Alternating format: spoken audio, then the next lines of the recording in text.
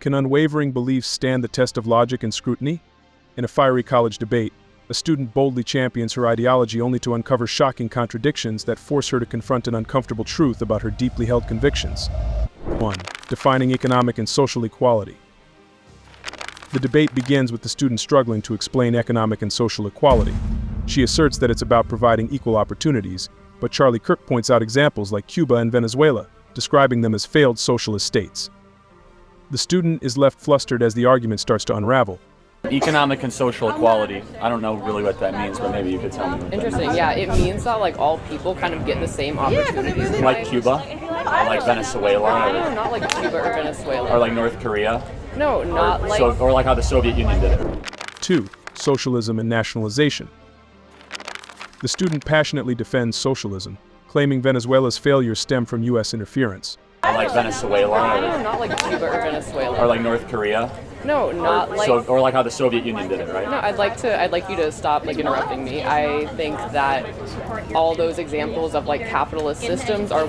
Charlie Kirk counters by highlighting internal corruption and economic mismanagement. Does blaming external forces overlook the deeper flaws within socialist systems themselves? Sure it is. They nationalize their oil and gas reserves. They have nationalized healthcare, nationalized schooling. The government owns the means of production. How is it not a socialist country? 3. Examples of socialist success. Citing Scandinavia as proof socialism works, the student confidently defends her point. But Charlie Kirk reveals that these nations rank high on economic freedom, driven by capitalism and social safety nets. Is the student confusing welfare policies with socialism itself? Interference, socialism cannot be like enacted as it should be. It also sort of functions under the guise of socialism. I think a lot of the Venezuela's still corrupt as fuck. Yeah, can you show me any socialist country that works? Yeah, most of Europe. So maybe Norway, Sweden, or Finland? Yeah. But they're more economically free than America. How so? On the World Economic Freedom Index, they're ranked higher than America. 4. Homogeneity and immigration. The argument pivots to cultural factors. The student is confronted with the claim that Scandinavian success partially stems from cultural homogeneity. She pushes back, but the deeper implications of social cohesion and diversity complicate her narrative. So you don't need it. But what is, I don't know. Is Cuba. How does that work? I'm sure. because they're like Norway, Sweden, Finland also has a homogenous population. I want to know about this. yeah, Why do so- you think, why is that sort of thing Yeah. promoted? Because it's 6 to 7 million people. They don't need a homogenized because they rationale. have low rates of immigration. Can you explain to me why? And so they like, have less people coming in their country every year that need Medicaid equivalent type social program. 5. Taxation and education. The debate dives into high taxes and school funding. The student endorses equitable school funding as a solution, contrasting it with the disparities in U.S. education. Charlie Kirk highlights that redistribution alone won't address deeper systemic inefficiencies. Using Europe and Norway, Sweden, Finland, and they don't pay for a national military. 70 to 80% tax rates for the highest earners, of which I oppose completely. Sweden has full school choice, which I'm sure you support, right? I don't. Oh, okay, but Sweden has full school choice. I mean, Sweden's also ranked higher on if the all world. schools are funded equally, then yeah, I would support school choice. But the fact is that schools in like richer areas have better funding and thus give people better education. 6. Education spending and performance. The conversation moves to the U.S. questioning why increased spending hasn't improved test scores or graduation rates. The student blames flawed metrics like standardized tests. Could this be an example of misplaced faith in government intervention to solve systemic problems? Of education. So why is it that we've spent more on education the last 60 years federally, but our test scores have gotten worse? Why do you think that is? Because testing is not a measure of... How about graduation rates? I mean, any metric you use, our schools have gotten worse over the last 50 So years. funding the Where have tests they is got gonna fix that? I'm sorry? Where have they gotten? Baltimore. There are 7 schools in inner city Baltimore where they can't find So it's one probably kid in systematic 8th grade. racism. 7. Racism in America over time. The debate takes a personal turn as the student claims racism has decreased since the 1960s. Oh, so wait, so do you think America's more racist today than it was in the 1960s? In some levels, yeah. Really? You think America's more racist today than it was in the 1960s? I Well, think still more racist than it should be. I mean, yeah, I want to say like, I think like net racism has to. I mean, Do you want it to be more racist? Yeah, 'Cause that's what like- it seems No, like. it's not. Actually, I think we're significantly less racist, so you can't blame racism just for 'cause why these something's communities less are not doesn't mean doing you well. can Really? Could No, you not significantly blame, like, less. Could you not blame, What for is your example, race metric? Well, let me look. Okay, so in the 1960s, blacks weren't allowed in the National Basketball Association. In the 1960s, the Civil Rights Act hadn't been passed until 1965. In the 1960s, blacks were not allowed to go to the same schools as whites.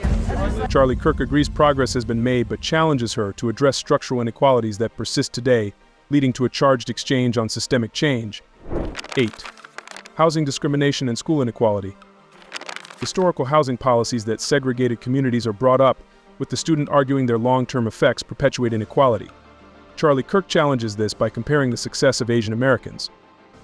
Is this comparison fair, or does it ignore key contextual differences? Anecdotal. yeah, Oh, those how are about this? We had a black president elected twice in 2008 and 2012. So the talking point of the far left is that the inequities that the black community and minority communities are experiencing is because of systemic racism. In order for that argument to be true, America would have had the same sort of amount of racism over the last 60 years or gotten more racist. Any sort of logical analysis of history would show we're significantly less racist today than they were in the 1960s. 9. Urban poverty and political blame. Blaming Democratic leadership for urban poverty, the student points to cities like Baltimore. Charlie Kirk fires back, arguing systemic issues run deeper than party politics. Could the student's ideological lens be oversimplifying complex social problems? up until probably the mid-70s, like neighborhoods could choose not to sell homes to black people. That's why a lot of black people live in like certain like parts of town, you would say, and those are also generally the parts of town that have like underfunded schools and stuff like that. So the Asian community went through the exact same type of discrimination, yet the Asian community is the richest community per race in America. So are you implying something about the black community? No, you know what I'm saying? I'm saying the Asian community did not have a series of social welfare programs designed at them, such as federal welfare systems, broken public schools. The Asian community were one of the poorest communities in the 1940s. Now they are the richest community per race in America. How did that happen? So you're saying black people are... They were taking advantage. Black people poor? are poor because of the Democrat Party, who got them addicted to government benefits, stuck them in clustered urban areas, put them in broken schools. 10. Federal policy and economic outcomes. The student critiques federal policies under past administrations, but Charlie Kirk argues that the complexity of governance defies such oversimplified blame. The clash underscores the intricacies of policymaking and economic management. Well, you can make that sort of listen, inference. I'm It's glad- impossible. so if- you just can't make that inference. Okay, you just so don't when- have data for it. I'm sorry. Oh yeah, so the Just when stop trying to make shit oh, so, up. okay, can I give you examples? No. No? Oh, you don't want facts? They're not Do facts. facts. Do facts bother you? No. Okay, so You when are gonna make up so fake facts. Republicans run cities, municipalities, and counties have much lower levels of poverty over 30 years. 11. White privilege accusation. The debate becomes personal as the student accuses her opponent of defending white privilege. Charlie Kirk demands examples, prompting an emotional exchange about privilege, inequality, and societal structures. Both sides struggle to find common ground in the heated moment. Are likely to balance their budget, much more business competitive. That could be cool. 9 out of 10 of the most business competitive states in America are all run by Republican governors. And Republican, yeah, it is actually. I mean, that doesn't Utah, Nevada, Arizona. that doesn't necessarily have any sort of relevance to your point. So why would you say that the broken inner cities in America all have Democrat mayors, and the best-run states all have Republican governors? Why would you say that? I would say that's the case? possibly because people see that Democratic mayors and Democratic government officials can't fix the broken system. Have Democrats fixed anything in the last 60 years? No, because No, you're right. 12. Asian and Indian American success. The debate concludes with a challenge to the student's perspective, pointing out the economic success of Asian and Indian Americans. Charlie Kirk questions whether this undermines her blanket assumptions about privilege. Could the real story lie in cultural and economic factors instead of simplistic narratives?